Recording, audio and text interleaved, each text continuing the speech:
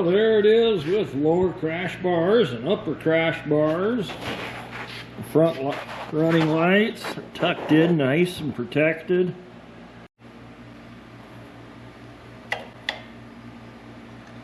That's a nice touch on a budget-friendly entry-level bike. Spring-loaded pedals. Another thing I like, this muffler bracket is, you can unbolt it and replace it if it gets damaged. This rear frame, it's bolted on. This front support bar, again, that's bolted on, so if you really crater something, you can still replace parts without having to deal with a frame replacement or frame repair.